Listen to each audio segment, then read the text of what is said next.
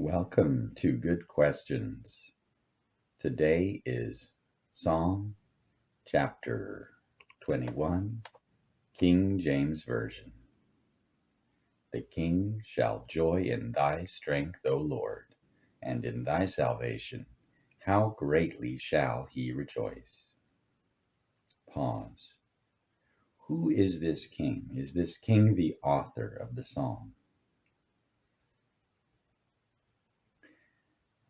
Is this a psalm post-victory? Is this a victory chant?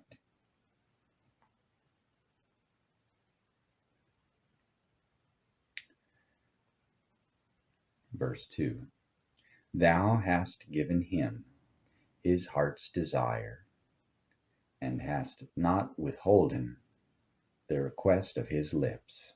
Selah. Pause. To which king does this chapter refer? This reminds me of the time when God approached King Solomon and gave Solomon whatever he wanted. Is this a reference to this, or is this a reference to the coronation of his father David, or of something else? Verse 3. For thou preventest him with the blessings of goodness. Thou settest a crown of pure gold on his head. Pause. Who could afford a crown of pure gold back then? When the author says, thou preventest him with the blessings of goodness, why is the word in English preventest when we usually think of disallowing? In what other sense shall we interpret this word preventest? When the author refers to a crown of pure gold, does he mean a literal crown of pure gold or something else?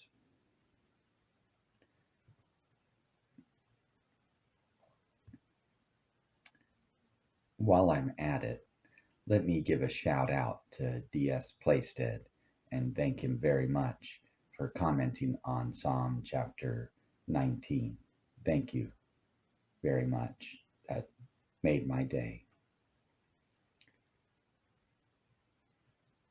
Bless you and your family. Verse 4. He asked life of thee, and thou gavest it him, even length of days for ever and ever. Pause. Which king, excuse me, which king asked for life from God? Did all kings do this at some point? Some by reason of enemies in battle, and some by reason of ailment. I remember when Hezekiah was dying, and he asked God to let him survive this ailment, and he survived another 15 years. Is Hezekiah born already at the time of this writing? Is this a reference to someone else?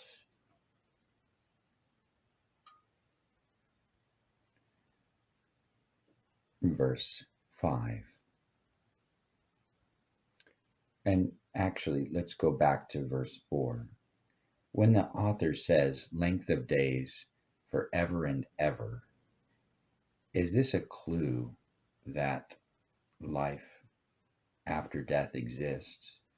Or is this a reference to the future king, the Christ, which will rule forever and ever? Verse 5. His glory is great in thy salvation. Honor and majesty hast thou laid upon him. Pause. This sounds like it may be a reference to the descendant of David, the eternal king. to the Christ? Is this accurate? And why is it spoken of in the past tense? Why does the author say, "Hast thou laid upon him honor and majesty"? Did these things happen in the past as a precursor for what is to come? Verse 6, "For thou hast made him most blessed forever. Thou hast made him exceeding glad with thy countenance." Pause.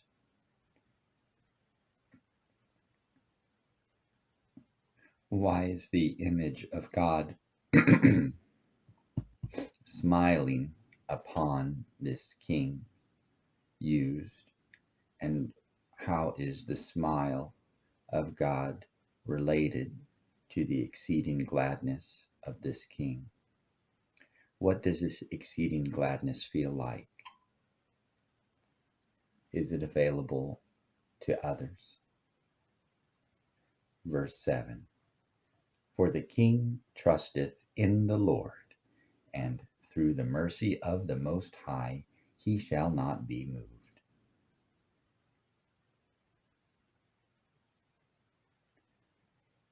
Verse 8, "Thine hand shall find out all thine enemies. Thy right hand shall find out those that hate thee." Pause. In the past, we've seen psalmists use the right hand to indicate protection. Now we see the right hand used as a searching or reconnaissance method, information gathering. Verse 9, "Thou shalt make them as a fiery oven in the time of thine anger. The Lord shall swallow them up in his wrath, and the fire shall devour them." Pause. Why does the author say in the English that thou shalt make them as a fiery oven? Why is not something more accurate, in a sense, used, such as place them in as a fiery oven? Is it because the oven does not exist as such? Is this a reference to punishment? Is this a reference to Enoch's lakes of fire from the book of Enoch? Is this, when shall these things happen, and are they real? And if so, where do they exist? And when is the day of God's anger? And why is it not today? Verse 10, "Their fruit shalt thou destroy from the earth, and their seed from among the children of men." Pause. Does this indicate that descendants will be punished for things that ancestors did? Or does it indicate that people that behave in a certain way will be removed? Why are both the fruit and the seed mentioned, and what is the distinction between the fruit of a person and the seed of a person? Or does this mean something different entirely? Verse 11, "For they intended evil against thee. They imagined a mischievous device, which they are not able to perform." Pause. Why does this reference or verse remind me of the Tower of Babel, where they wanted to ascend without permission and with intent to destroy the heavens. Why were they not able to perform their mischievous device? Is this device a plan, a plot, or a physical device, such as a tower? Why and who are they that intended evil against God?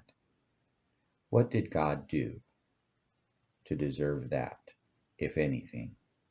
What did they do to feel that way about God?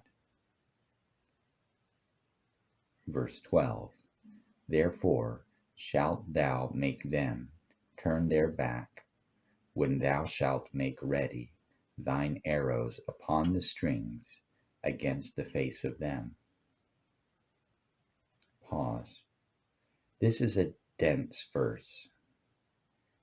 We see the image of them turning their back, which normally people do of their own volition or own will, but here the author indicates that God will make them turn their back.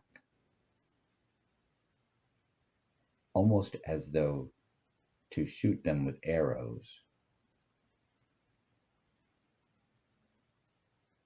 And why does it say that the strings of the arrows are against the face of them?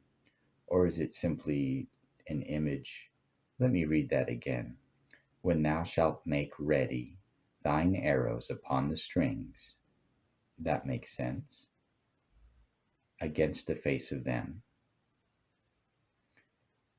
So how is the face turned to the executioner if the back is turned? Are they looking over the shoulder or something else? Are these two distinct parts of the process? Do offenders attempt to destroy and thus they are repelled from what they are not able to perform and eventually they are executed? Is that the process here? Why does the author feel the need to talk about the fate of the evil people? And is this related to verse 1 and the salvation of the king because of God's intervention? And is this related to the idea that the evil wanted to kill the king, but God intervened and laid honor and majesty and salvation and life and length of days forever and ever upon the king? Verse 13. Be thou exalted, Lord, in thine own strength, so will we sing and praise thy power. Pause. I'll read that one more time. Be thou exalted, Lord, in thine own strength, so will we sing and praise thy power. That reads well to me. I like the sound of it. What are your good questions?